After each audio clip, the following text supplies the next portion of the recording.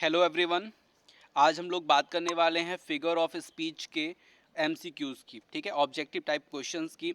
और ये सभी क्वेश्चन मैं आपको बता दूं, नेट, सेट और जेआरएफ जैसे जो आपके शिक्षक जैसी परीक्षाओं में विभिन्न स्टेटों के आए हुए प्रश्न हैं, उनको मैं आपको यहाँ पे सॉल्व कराऊंगा, ठीक है। तो फर्स्ट क्वेश्चन है फिगर ऑफ स्पीच का, truth sits upon the lips of dying man, ठीक है। Truth sits upon the lips of dying man. देखिए ध्यान दीजिएगा, यहाँ पे लिखा है तो सच्चाई जो बैठती है वो मरे हुए आदमियों के ओट पे बैठती है, ठीक है। यहाँ पे एक चीज़ आपको ध्यान रखना है, जब कोई चीज़, ठीक है, मानव की तरह कार्य करे, जैसे सत्य थोड़ी ना बैठता है, लेकिन बैठता कौन है? आदमी बैठता है, पशु पक्षी बैठता है। तो जब कोई वस्तु जो है ना किसके तरह कार्य करे, आपके पर्सन की तरह कार्य करे, ठीक है, तो उसको बोलते हैं पर्सोनिफिकेशन, ठीक है। तो यहाँ पे पर्सोनिफिकेशन फिगर ऑफ स्पीच होगा, ठीक है। इसका डिटेल वीडियो मैंने अपलोड किया है यूट्यूब पे, आप जाके देख सकते हैं। नेक्स्ट क्वेश्चन है, she shall be sportive as the fawn, ठीक है। अब यहाँ पे अगर आप ध्यान दें तो मैंने आपको रूल पढ़ाया हुआ था, उसमें मैंने आपको बताई थी चीज़ें। क्या बताई थी? मैंने बताया ये था कि जब कभी सेंटेंस में एज आ जाए, सच आ जाए और लाइक आ जाए, ये तीन चीज़ जब कभी आपको सेंटेंस में मिले तो ध्यान रखिएगा वहाँ पे सिमिली होता है, ठीक है। फिगर ऑफ स्पीच कौन सा होता है? सिमिली होता है, ठीक है। Look like the innocent flower, कैसा लग रहा है वो? जैसे एकदम इनोसेंट फ्लावर हो, ठीक है। तो मैंने बताया था अभी अभी आपको कि लुक मिले, लाइक मिले, सच मिले, तो आपको वहाँ पे किसका कौन सा फिगर ऑफ स्पीच रखना है? सिमिली रखना है, ठीक है। चलिए नेक्स्ट क्वेश्चन थर्ड पे चलते हैं। As many flowers as many farewells as there we start in heaven, ठीक है। अब चौथा नंबर क्वेश्चन आप ध्यान रखिएगा, यहाँ पे बोल रहा है as many farewells as there we start in heaven, मतलब ऐसे फेयरवेल लगते हैं जैसे कि क्या हो? स्टार्ट इन हेवन, मतलब हेवन स्वर्ग में हो रहे हों, है ना, स्वर्ग से प्रारंभ हो रहे हों। तो जब कोई चीज़ को बढ़ा चढ़ा के बताया जाता है तो को ध्यान रखिएगा वहाँ पे हाइपरबोल होता है, मतलब जितना चाहिए उससे ज़्यादा बड़ा जब बताया जाए तो फिर क्या हो? स्वर्ग जैसे, सब स्वर्ग से उसका कंपैरिजन कर दे तो फिर क्या हो गया? हाइपरबोल हो गया। अब आप यहाँ पे बोल सकते हैं सर यहाँ पे तो एज मिला है तो इसमें सिमिली क्यों नहीं होगा? तो यहाँ पे भैया एज एज जो है, दो एज मिले हैं, और अगर इसका पूरा अर्थ देखा जाए तो हाइपरबोल है। हाइपरबोल मतलब होता है क्या? जब ज़्यादा किसी चीज़ को बढ़ा चढ़ा के बताया जाए, ठीक है। Life is a tale told by an idiot, ठीक है। अब यहाँ पे ध्यान दीजिए, अगर आप क्वेश्चन में life is a tale, life क्या है? कहानी है। जिंदगी क्या है? कहानी है, ठीक है। तो आपको मैंने बताया था जब इनडायरेक्टली कंपैरिजन किया जाता है, किसी को किसी की तरह बताया जाता है इनडायरेक्टली, और उसमें एज, लाइक और सच जैसे शब्द नहीं आते, तो फिर वहाँ पे क्या होता है? आपका मेटाफर होता है। तो यहाँ पे होगा आपका मेटाफर। मेटाफर क्या बोल दिया भैया? जीवन नहीं है, ये क्या है? कहानी है, ठीक है। जब जीवन नहीं है, कहानी है, कहानी नहीं ये जीवन है, तो जब ऐसी बात होती है ना तो उसमें मेटाफर होता है, ठीक है। इसे इनडायरेक्ट कंपैरिजन बोलते हैं। क्वेश्चन नंबर 6 और 7 सॉल्व करते हैं। क्वेश्चन नंबर 6 बोलता है the holy time is quite as a nun, ठीक है।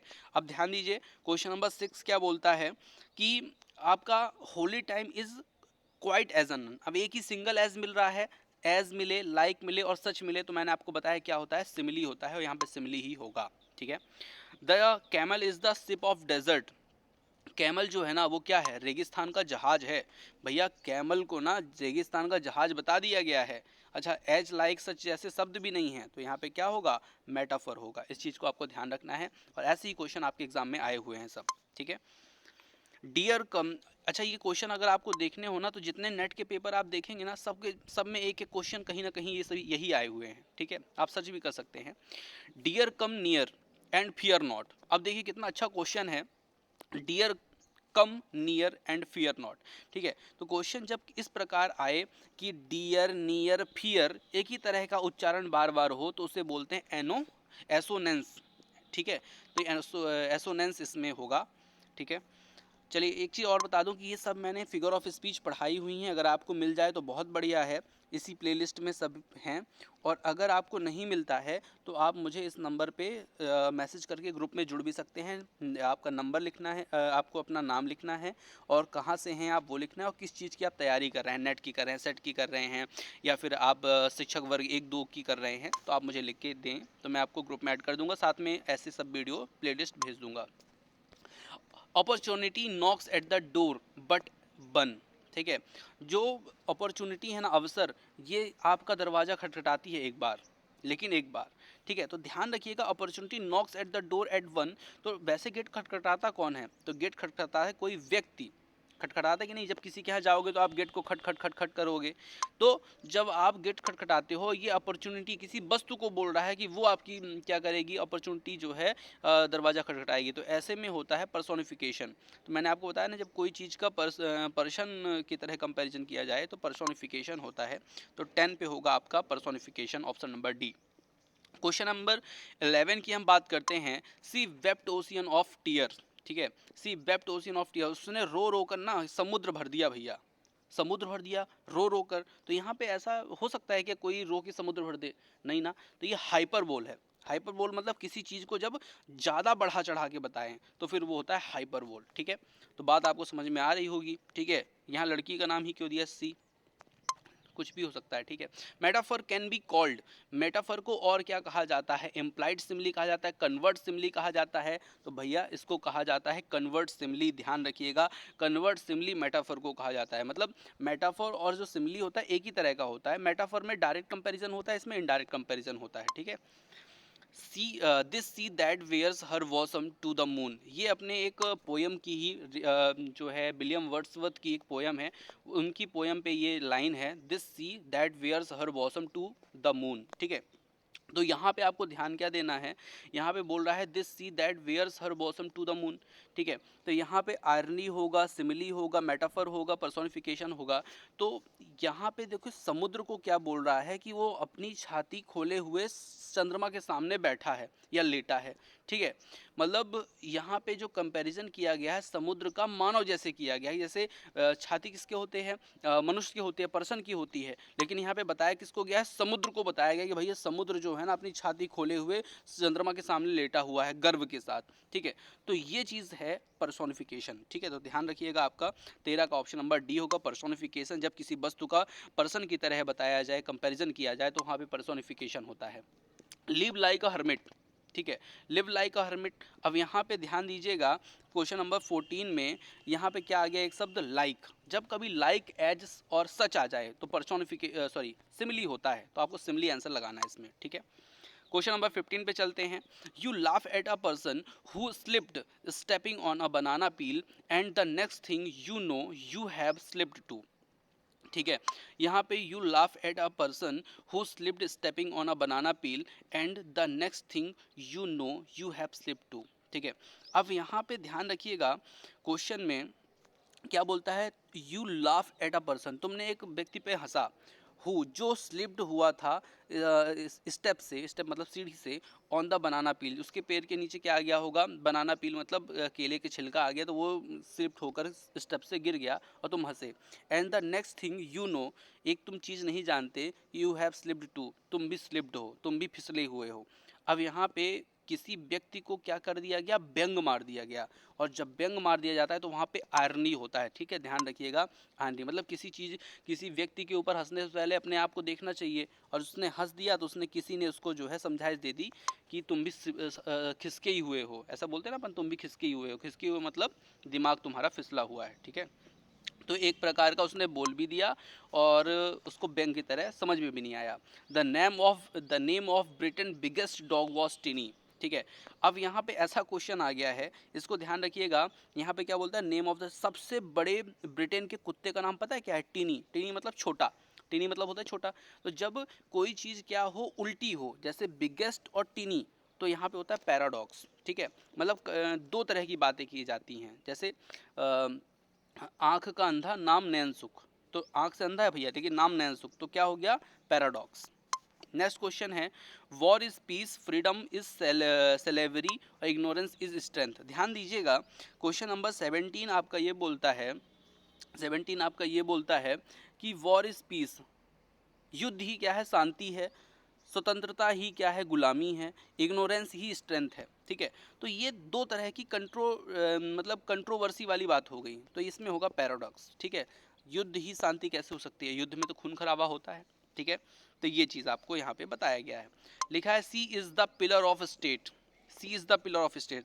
वह जो है ना, वह जो है वो कौन है, पिलर है स्टेट की। कौन? वह। तो यहाँ पे जो कंपैरिजन हो रहा है वो इनडायरेक्ट कंपैरिजन हो रहा है, उसको बताया जा रहा है पिलर। कहाँ के भैया? राज्य का पिलर है बॉन वह।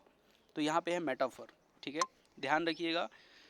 नेक्स्ट क्वेश्चन आपको बोल रहा है like as so are used in. जहाँ पे लाइक एज सो और सच का यूज होता है उसे क्या बोलते हैं? तो उसे बोलते हैं सिमिली। ठीक है, ध्यान रखिएगा, बहुत इंपॉर्टेंट है, ये ऐसे ही क्वेश्चन एग्जाम में आए हुए हैं। ठीक है, life is as tedious as a twice told tale. ठीक है, लाइफ इज टीडियस। अब ध्यान दीजिएगा, यहाँ पे 20 नंबर क्वेश्चन बोल रहा है एज। ठीक है, तो एज जब हो तो क्या होता है? सिमिली होता है। ठीक है, time and tide waits for none. भैया वेट्स कौन करता है? आदमी करता है, किसी भी व्यक्ति का या किसी भी चीज़ का वेट करता है आदमी। लेकिन यहाँ पे कह रहा है कि टाइम और टाइड जो है ना किसी का वेट नहीं करती।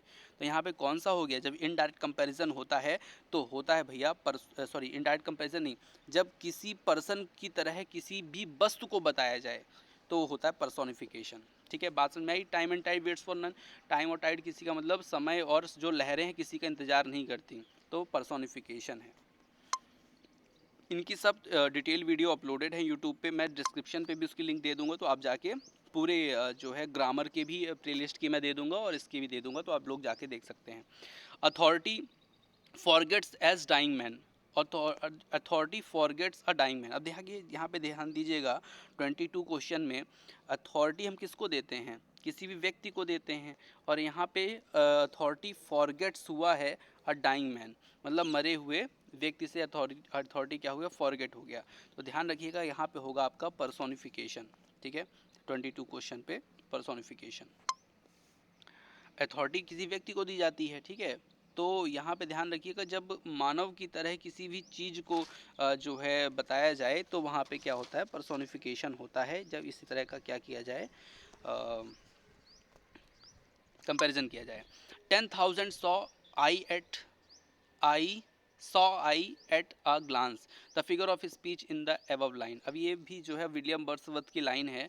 यहाँ पे जो है कवि ने क्या बोला है कि मैंने एक बार में ही ना 10,000 जो है फूल देख लिए। फूल का है, डेफोडिल्स फूल, मैंने एक ही बार में 10,000 देख लिए। तो यहाँ पे मतलब जो ज़्यादा बताया जाता है तो क्या होता है? हाइपरबोल होता है। ठीक है, life no not no not what thou art the figure of speech in the above line.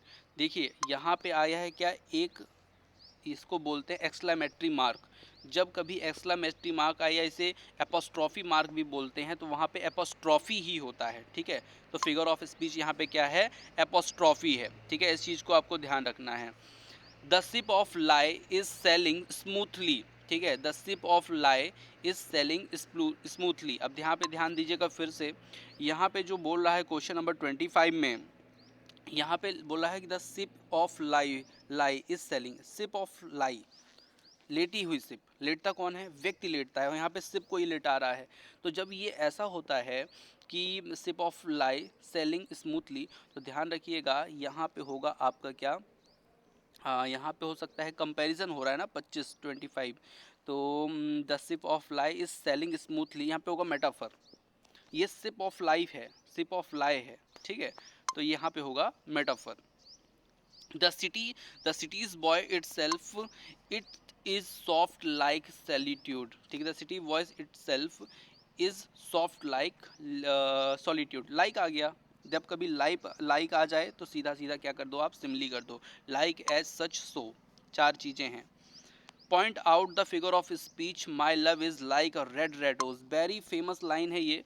ठीक है, my love like a red rose, मेरा जो प्यार है ना वो लाल लाल गुलाब की तरह है। ठीक है, ऐसा बोलते आपने सुना होगा लोगों को। तो 27 में आपका जो आंसर होगा वो होगा सिमिली। क्यों? क्योंकि लाइक लगा है। ठीक है, next question 28 number, he is bears as a lion in the above sentence the figure of speech used. इसमें कौन सा फिगर ऑफ स्पीच है? ठीक है, तो यहाँ पे ध्यान दीजिएगा, लिखा क्या है? He is brave as a lion, वह किसके? शेर की तरह बहादुर है। शेर की तरह बहादुर है, मतलब यहाँ पे क्या होगा? फिगर ऑफ स्पीच सिमिली होगा, क्योंकि यहाँ पे एज है। ठीक है, क्वेश्चन नंबर 29 है, he has a heart like stone. He has a heart like stone, उसका जो हृदय है ना वो पत्थर के जैसा है भैया। कैसा है हृदय? पत्थर के जैसा। भैया सिमली होगा क्योंकि यहाँ पे क्या लगा है? लाइक लगा हुआ है। ठीक है, आप लोग को समझ में आ रही होंगी बात। ठीक है, नहीं समझ में आ रही हैं तो एक बार वीडियो को और देखिएगा। फिर भी नहीं समझ में आ रही मुझे कमेंट कीजिएगा, मैं आपको बताऊँगा। ठीक है, फिर भी नहीं समझ में आ रही ना तो ये नंबर है, इस पर व्हाट्सअप कीजिएगा, मैं आपको रिप्लाई करूँगा। ठीक है, इस नंबर पे व्हाट्सअप कीजिएगा, अपना नेम लिखिएगा, अपना प्लेस लिखिएगा, कहाँ से हैं आप और किस चीज़ की तैयारी कर रहे हैं वो लिखिएगा, मैं आपको जोड़ दूंगा ग्रुप में। आई वेक 1000 पार्डन्स, मैंने ना 1000 बार सॉरी बोला, 1000 बार माफ़ी मांगी। इसमें क्या हुआ? इसमें हुआ भैया हाइपरबोल। 1000 बार कोई माफ़ी मांगेगा? एक बार, दो बार, तीन बार मांगता है, उसी को बोल देता है 1000 बार मांगा। तो जब किसी चीज़ को ज़्यादा बताया जाए ना तो वहाँ पे हाइपरबोल होता है। आज की वीडियो में इतना ही, मिलते हैं नेक्स्ट वीडियो में और एक नए वीडियो के साथ। Thank you for watching.